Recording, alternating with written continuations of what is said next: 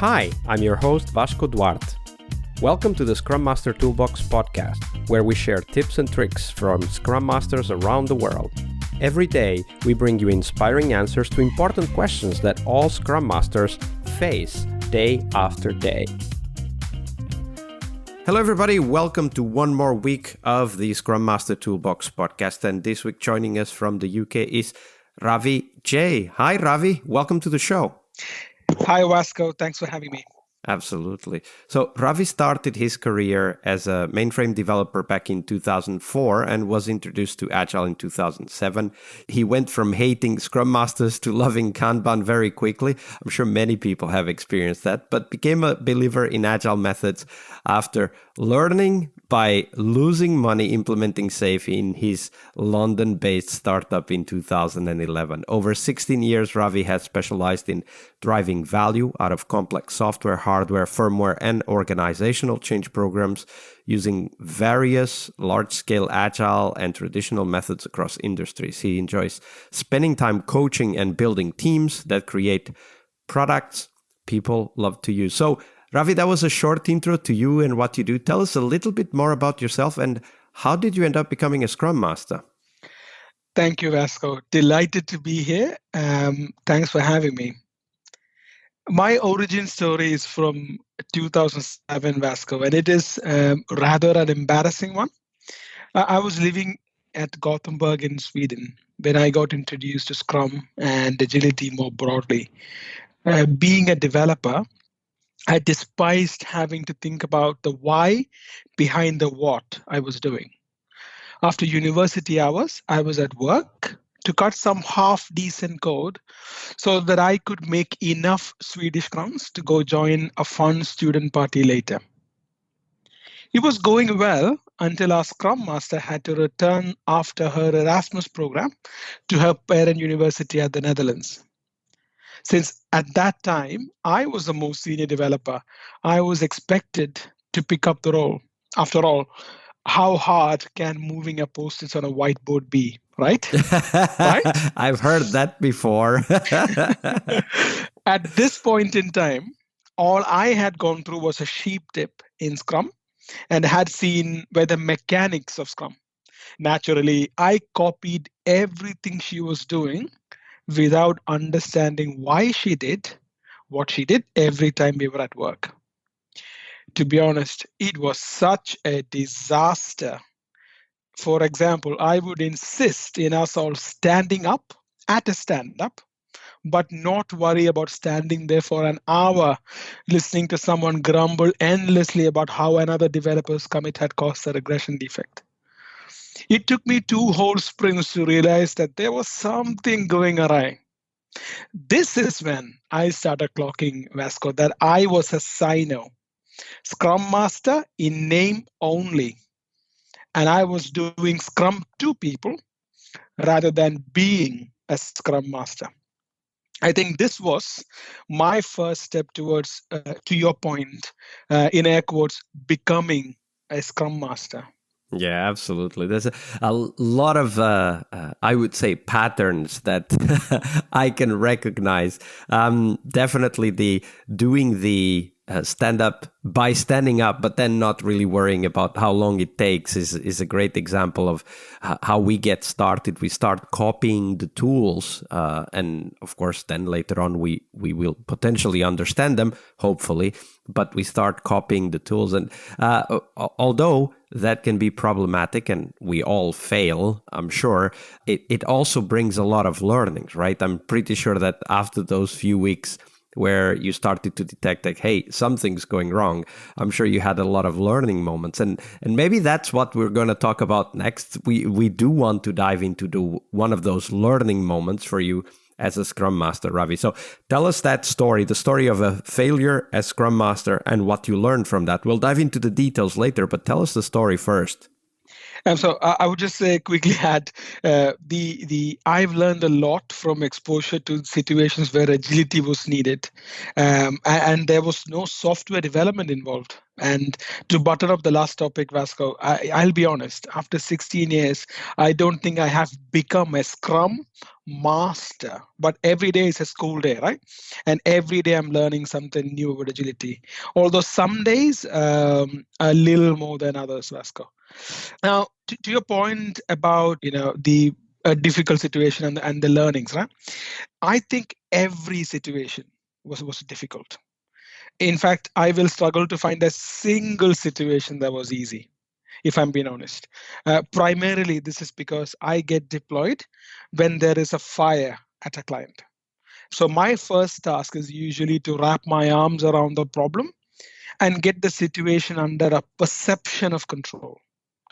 This is usually where I begin to look for challenges with flow and then go after increasing agility in that area to get better flow.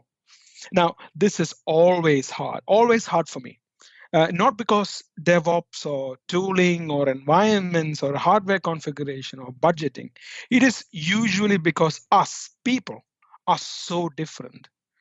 We have different and often misaligned motivations and job performance related KPIs that encourage us to behave in ways that may not always be aligned with the team's objective. Now, it is through this working experience, or in your words, story, that I began to understand failure due to qualitative people dynamics, and I began reflecting on micro changes that I can make to address it. This story, Vasco, happened about 12 years ago, and I was working at a client who was new to agile ways of working. Now, for context, the organization had plans to deliver a 5-year program on platform integration with their complex supply chain. They were year 4 into the plan and was already 18 months delayed and about 25% over budget at that time. Okay, I was going to say there was another 4 years of project on the roadmap, but I guess it wasn't that bad. But usually 5-year plans tend to end up being 10-year plans. So, all right, so you got there on the fourth of a 5-year plan. What happened next? Now, the delay obviously seemed to bother some of the usual executive crowd. But generally for people, this was pretty much par for course because, to your point, these things take 10 years, right? Now, I was Absolutely. Now, I was specifically landed, like I said, when there's a fire, right? So I was landed to turn around the plan this year, in year 4, to support program recovery and to introduce Scrum and agility into a web team. Now, depending on who you asked what my role was, you would get answers like project manager or scrum master or Mr. who drank the Kool-Aid. Awareness of the benefits of agility was non-existent at the team level. In fact, I recall someone asking me, what's wrong with how we're doing things? Or say things like, if it ain't broke, don't fix it.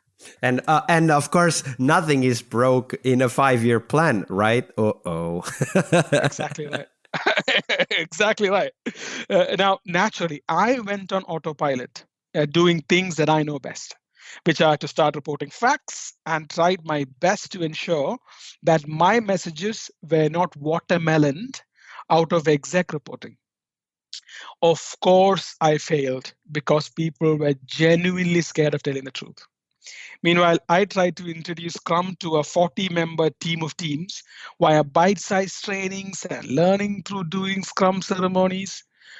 Unsurprisingly, for everything I did, the people tried to equivocate to something they already had.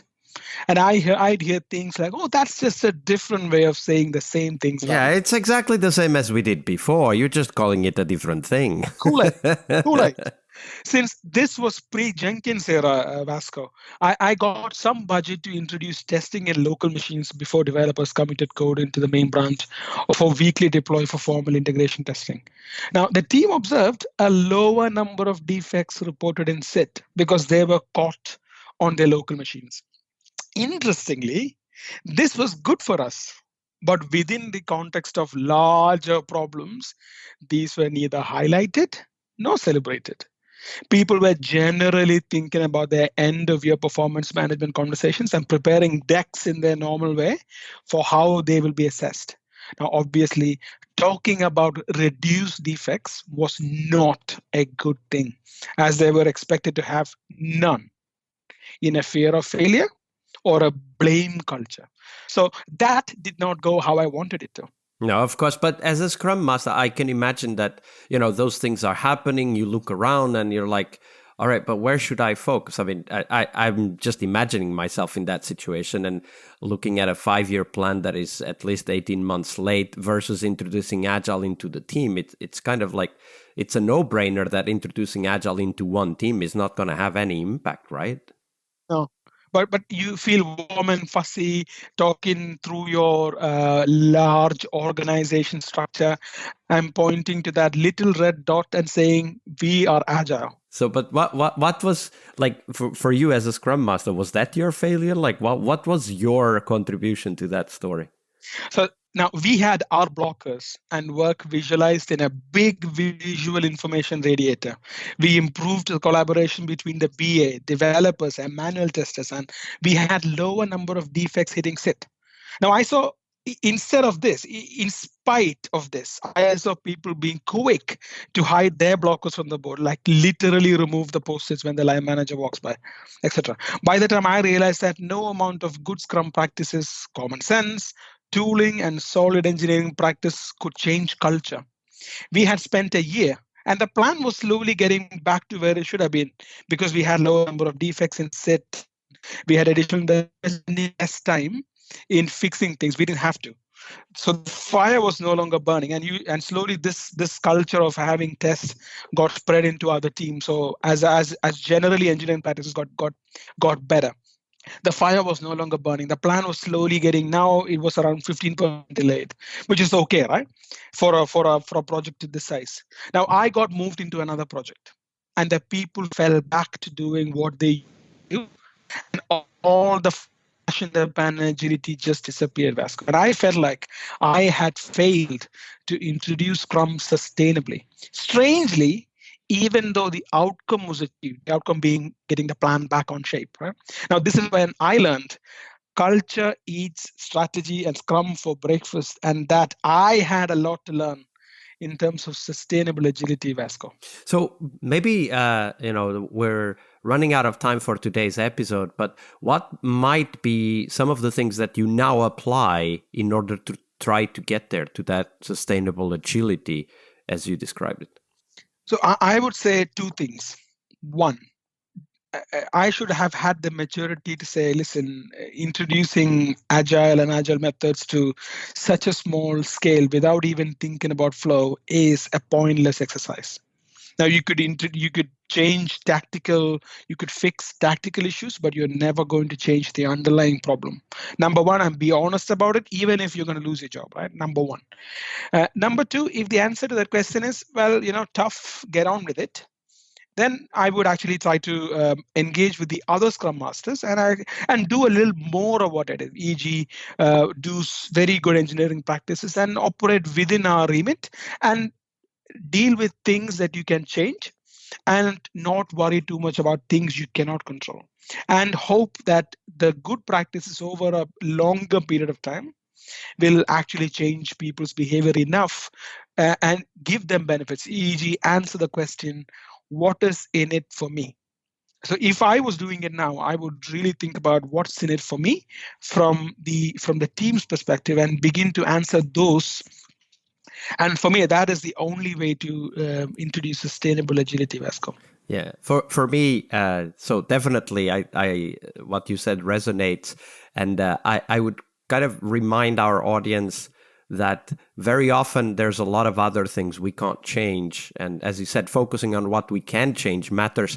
And for me, what we can change is how we interact with the people around us, with the teams, and maybe there's nothing that can be done about that particular project. Maybe there's nothing that can be done about that particular team even, but there's always a lot of things that can be done about some individuals, those that really want to change the way they work, and maybe they end up leaving and going to another company, but that's just something for the better, right? So the way I look at it is, if you change at least one person's lives in that context, you've been successful. Absolutely. And you create change agents, you create advocates who will be passionate about the thing that they have learned, just like I did. Right?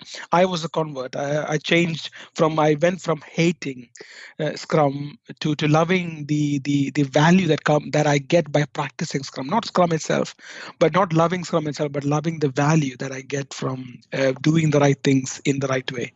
So you're absolutely right. If I could change one person who would then change another, that I could classify as a win if I had done it, but I didn't do it. Thank you for sharing that story, Ravi. It was very insightful. Thank you for having me, Vasco. Monday is about what we learn from our obstacles and our failures. But tomorrow is Team Tuesday here on the Scrum Master Toolbox podcast. We explore teams and their journeys, the habits they develop that threaten their performance, how each of our guests helped their teams evolve, and the one key lesson they learned from that experience. We really hope you liked our show. And if you did, why not rate this podcast on Stitcher or iTunes? Share this podcast and let other Scrum Masters know about this valuable resource for their work. Remember that sharing is caring.